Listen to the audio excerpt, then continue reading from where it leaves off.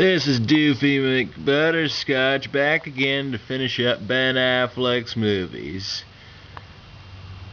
Back to Dogma. Now that one also has Matt Damon in it.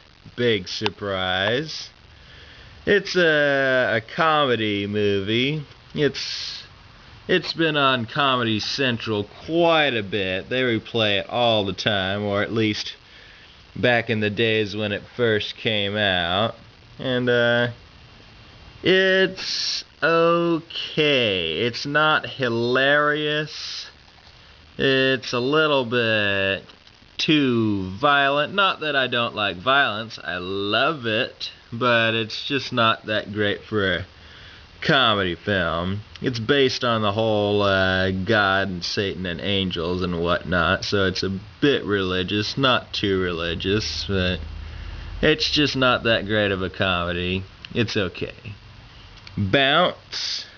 It's another romance film. It's also got Gwyneth Paltrow in it.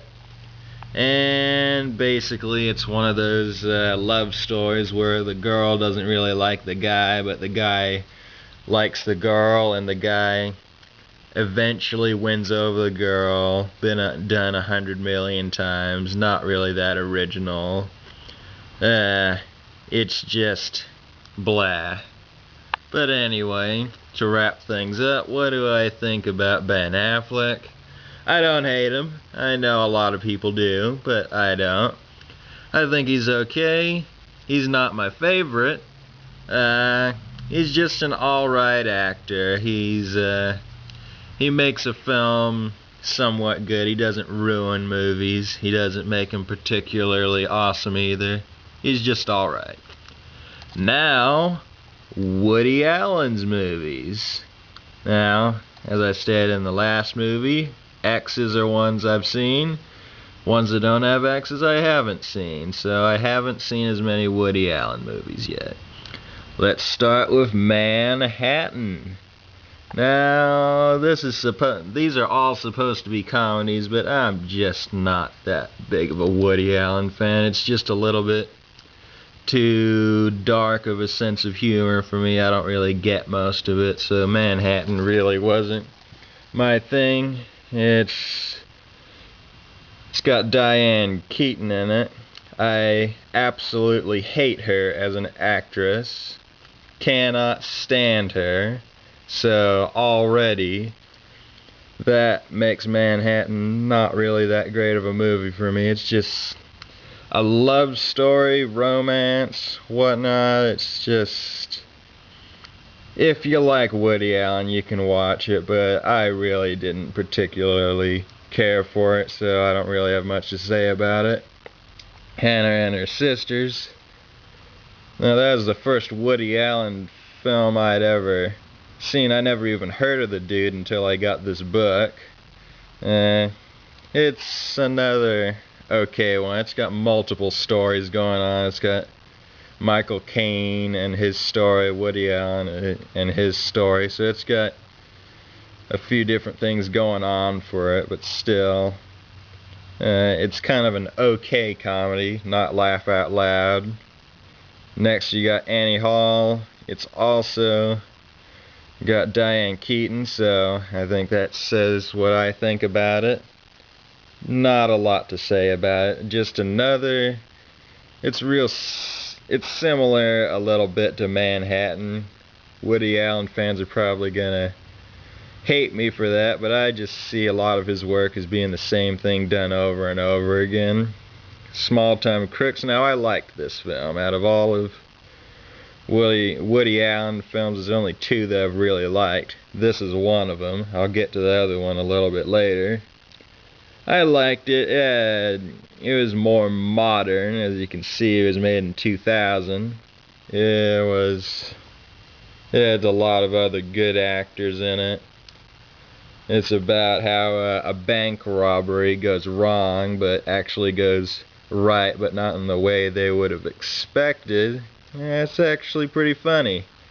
Not hilariously funny, but funnier than the rest of Woody Allen's films, in my opinion.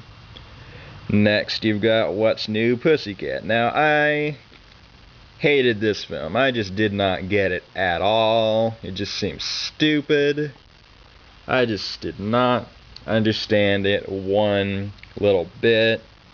I'm also not that big of a Peter O'Toole fan. I only liked one of his films. We'll get to that when I get to his movies, but yeah, didn't care for it too much. Oh, and it's got another actor I hate in it.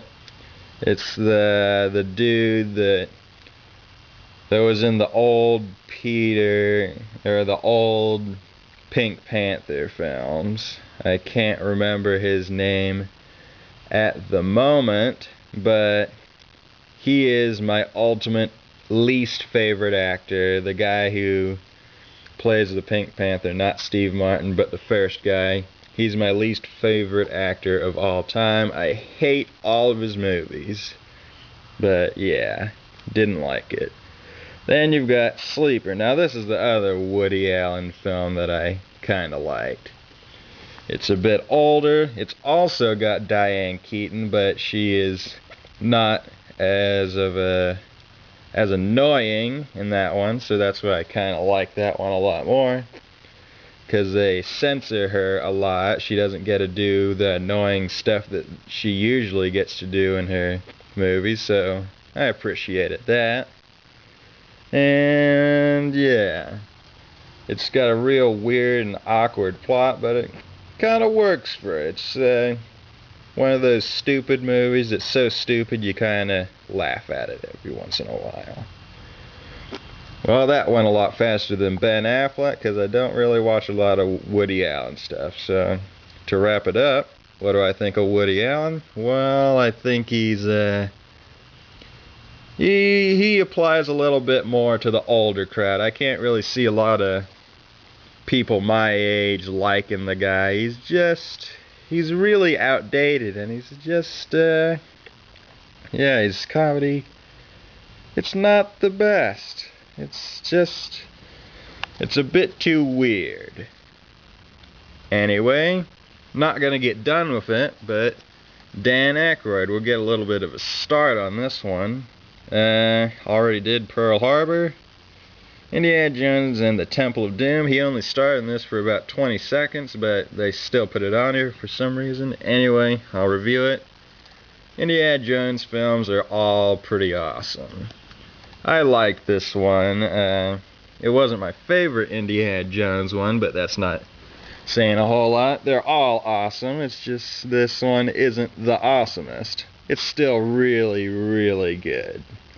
Got a good plot, an awesome villain, lots of really good characters. It's got that short top guy in it, so that's pretty cool.